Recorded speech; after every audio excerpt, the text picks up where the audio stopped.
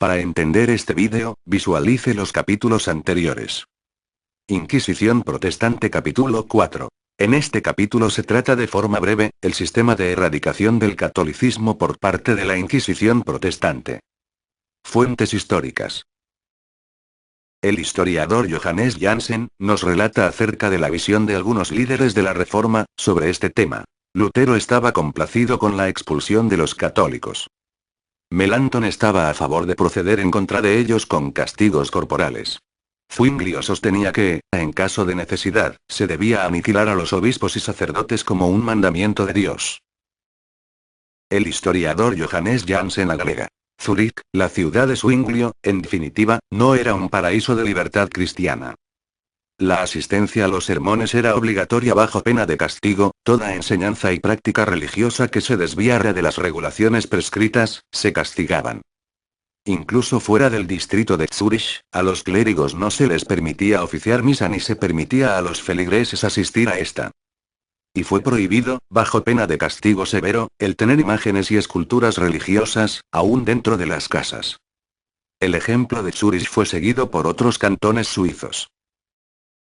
El historiador Daniel Robs dijo sobre Zúrich, la ciudad de Zwinglio: su progreso estuvo fundamentado en la destrucción de iglesias y a la quema de monasterios. Los obispos de Constanza, Basilea, Lausana y Ginebra fueron forzados a abandonar sus sedes. La misa fue abolida en Zúrich en 1525, dice en su libro el historiador Arthur Dickens.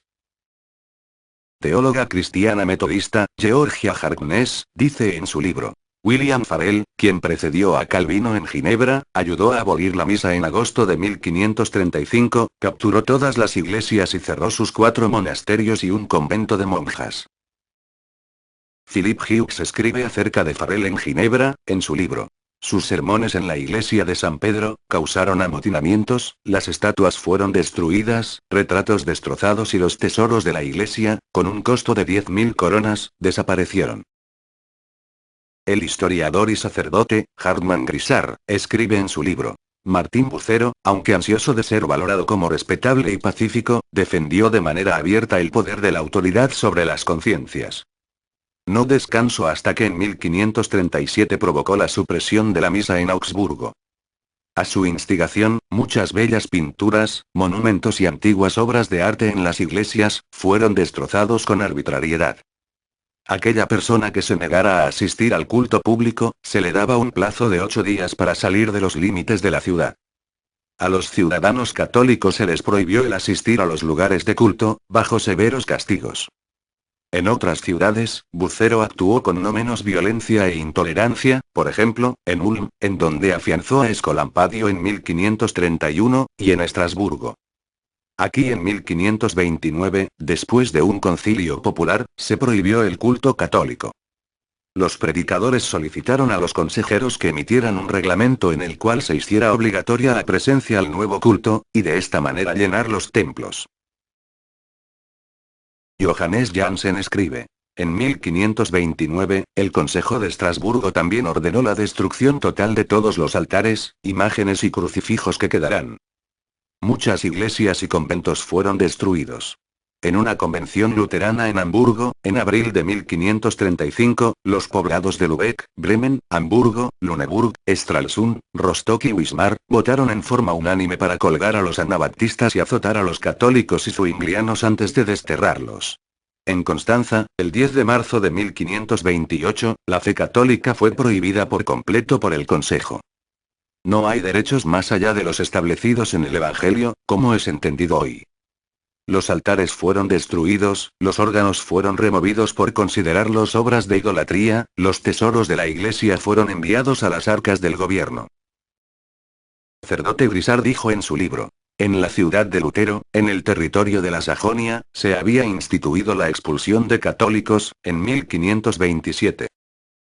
El escritor John Stoddard comenta en su libro: en 1522, una muchedumbre entró por la fuerza en la iglesia de Wittenberg, la misma en la que Lutero había clavado su tesis, destruyeron sus altares y estatuas y expulsaron a sus clérigos. En Rothenburg, en 1525, la figura de Cristo fue decapitada. El 9 de febrero de 1529, todo lo venerado en el pasado en la preciosa Catedral de Basilea, Suiza, fue destruido. Tales casos de brutalidad y fanatismo pueden citarse por decenas.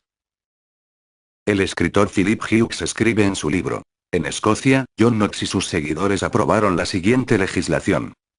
Fue prohibida la misa así como asistir a esta, bajo la pena de perder todos los bienes y el azotamiento si es la primera infracción, para la segunda, el destierro. Si es la tercera, la muerte.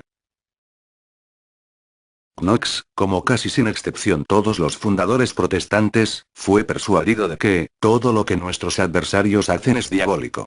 Él se regocijaba en creer que, es perfecto el odio que engendra el Espíritu Santo en los corazones de los elegidos de Dios, en contra de los condenados por sus santos estatutos. En contra de nuestros malditos oponentes, es decir, los católicos, todos los medios están justificados: mentiras, traición, manipulación de las leyes aunque sean contradictorias. Coinciden los historiadores, Durant, el novelista y crítico Edwin Mead, sobre los escritos de John Knox en su libro, Historia de la Reforma en Escocia. Lutero fue a la vanguardia en su inquisición contra el catolicismo, anota el historiador y sacerdote Grisard. En una tarea de las autoridades el resistir y castigar la blasfemia pública. No solo el poder espiritual, sino también el temporal deben sujetarse al Evangelio, lo quieran o no. Incluso aquellos que no crean, deben, no obstante, ser conducidos a la predicación, para que al menos en apariencia sean obedientes. Aunque no podemos ni debemos forzar a nadie a creer en nuestra fe, las masas deben ser conducidas hacia esta para que así conozcan el significado del bien y el mal. Es nuestra costumbre el atemorizar a aquellos que no asisten a los sermones, y amenazarlos con el destierro y la ley. En caso de que persistan en su obstinación, excomulgarlos, como si fueran paganos. Aunque el papado ha abusado de manera vergonzosa de la excomunión, uno no debe preocuparse por eso, sino utilizarla con corrección, como Cristo lo mandó. Lutero decidió en 1527 que el hombre despreciaba el Evangelio e insistió en que fuera obligado por la fuerza de la ley y la espada. Los historiadores Grisard y Durant afirman en sus libros: Melanchthon pide al Estado obligar a la gente a atender los servicios protestantes. Más tarde, en 1623, en la Sajonia, eran castigables con el destierro las confesiones y la Eucaristía, por ley de manera estricta. Calvino, en Ginebra, también impulsó un despotismo religioso que llegaba a un grado absurdo.